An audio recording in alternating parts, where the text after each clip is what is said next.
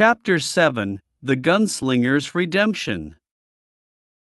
The campfire crackled under the vast, starry sky, casting flickering shadows across the faces of the travelers. Old Hank's eyes gleamed in the firelight as he began to tell his next story. His voice, rough as worn leather, carried a weight that made the listeners lean in closer. "Now, folks," Hank began, "there's always a man who's faster on the draw, more feared than the rest, but no man can outrun his past forever. Take Johnny Quickdraw Kane, for instance. Fastest gun in the West, some would say. But Johnny wasn't just quick, he was looking for something most folks never find: redemption. The tale of Johnny Quickdraw Kane. Johnny Kane had earned his nickname Quickdraw the hard way. He was a man with a reputation, built from years of living on the wrong side of the law. For years, Johnny drifted from town to town, surviving by his gun, feared by every sheriff and outlaw alike. His hands had been stained with the blood of men who had crossed him or been foolish enough to challenge him. But Johnny was tired. Tired of the running, tired of the violence. He had seen enough blood spilled to fill a river, and the weight of it was starting to press heavy on his soul.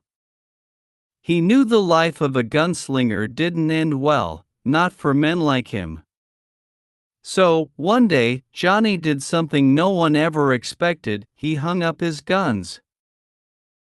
Johnny rode into a quiet little town called Cedar Ridge, a place far removed from the chaos of the frontier.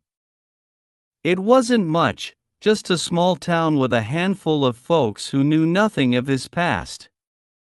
He bought a small patch of land, started working with his hands, and tried to forget the man he once was. For the first time in his life, Johnny felt a sense of peace, as if maybe, just maybe, he could leave the past behind. But peace never comes easy for a man with a reputation like Johnny's. Word traveled fast, and it wasn't long before his old life came knocking. A ghost from the past. One evening, as the sun dipped low over Cedar Ridge, a group of riders came into town. They were rough-looking men, outlaws by the looks of them, and they had one name on their lips: Johnny Kane. At their head was a man named Clay Hargrave, a former ally turned bitter enemy. Clay had a score to settle, and he wasn't about to let Johnny live out his days in peace. Johnny saw them coming before they even reached the edge of town. He knew what they wanted: revenge, blood, maybe even just the satisfaction of dragging him back into the life he'd worked so hard to escape. But Johnny wasn't that man anymore. He'd vowed to never draw his gun again, to never spill another drop of blood.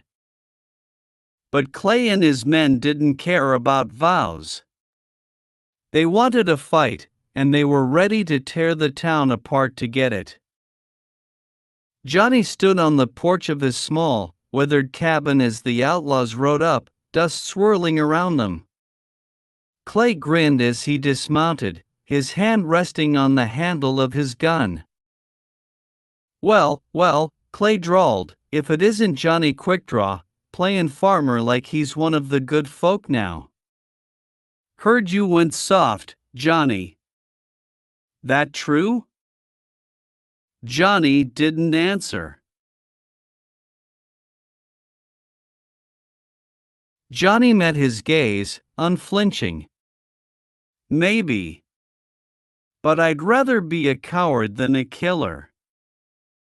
For a moment, time seemed to stand still. Clay's hand hovered over his gun, his face twisted in anger and confusion. He had come here expecting a fight, but Johnny's refusal to draw had thrown him off balance. Without the violence, without the bloodshed, there was nothing for him to win. Johnny took a step closer, his voice calm but firm. This town doesn't deserve to suffer because of me. So if you've got a problem, you take it out on me. But I won't draw. Not today. The silence that followed was deafening. The townsfolk watched, holding their breath, waiting for the inevitable shot. But Clay hesitated. For the first time, he saw something in Johnny's eyes that made him question everything. This wasn't the man he had ridden with years ago. Johnny had changed, and maybe, just maybe, there was something to be said for that. With a frustrated growl, Clay lowered his hand and turned away. "You're not worth the bullet," he muttered, spitting into the dust. He mounted his horse, his men following suit, and without another word, they rode out of town, leaving Johnny standing alone in the street. The campfire crackled as old Hank's voice softened, the weight of the story settling over the group like the desert night itself. "Johnny didn't have to draw that day," Hank said quietly, "and he never did again. He found his redemption, not through violence, but by refusing to let his past define him. But the thing about redemption, it ain't easy. Even the hardest men seek forgiveness, but not all of them find it." Hank leaned back, his gaze drifting toward the stars. "Maybe redemption's something you can never fully grasp, something that slips through your fingers no matter how hard you try to hold on.